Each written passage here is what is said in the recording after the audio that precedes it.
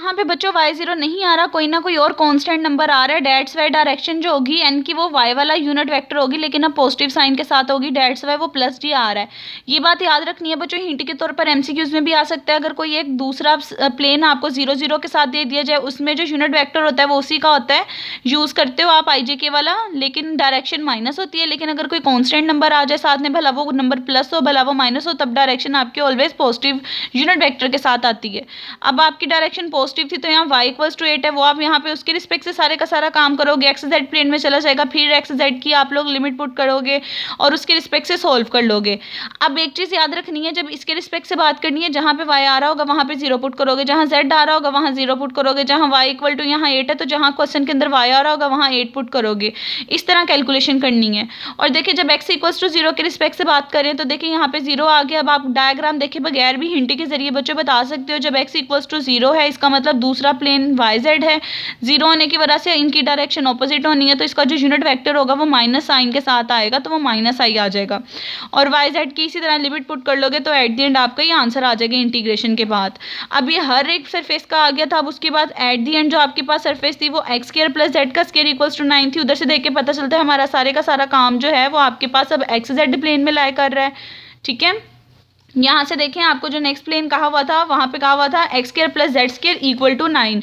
अब ये वाली चीज़ में बच्चों हमें एक आसानी ये है, आप लोग यहाँ से सबसे पहले n की वैल्यू कैलकुलेट करोगे, n की वैल्यू कैलकुलेट करके उसके रिस्पेक्ट से सॉल्व करना स्टार्ट करोगे। ठीक है, अब एक और चीज़ बच्चों, आप लोगों ने 1 बाय 1 हर सरफेस को डील किया था। यहाँ से आपने इस सरफेस को भी डील कर लिया कि जब आपके पास y0 था ये वाली चीज़ आई, जब आपके पास z0 था ये वाली चीज़ आई, जब x0 था तो ये वाली चीज़ आई। अब जब आपने x² + z² = 9 वाली चीज़ डिस्कस करनी है, तब आपको देखना पड़ेगा कि ये कौन सा प्लेन लाया कर रहा है।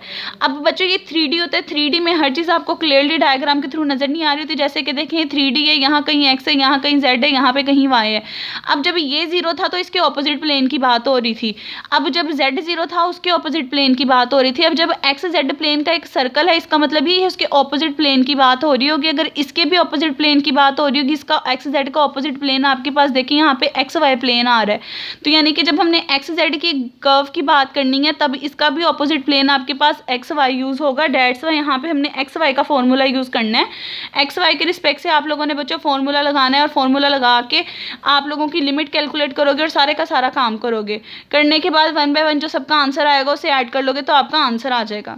यानी कि देखिए यहाँ पे मैंने रफली लिखा हुआ है कि जब आपने x² + z² = 9 की बात की तब आपका जो प्लेन है वो XZ प्लेन आ गया।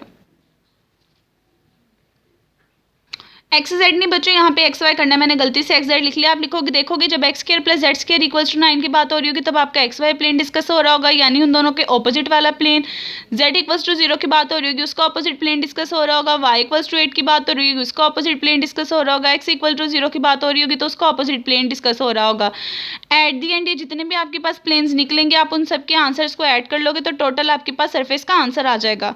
अब बच्चों आप लोगों ने इसमें मेन इंपॉर्टेंट यही चीज़ थी कि जब 0 आता है तो यूनिट वेक्टर ऑपोजिट के साथ लेने, लिमिट ईच एंड एवरीथिंग बच्चों बाकी सारी की सारी आपकी पुरानी थी वो आप लोगों ने देख लेनी है। अगर फिर भी कैलकुलेशन करते हुए आपको किसी स्टेप में प्रॉब्लम है, कुछ समझना है तो बच्चों आप मुझसे पूछ सकते हो।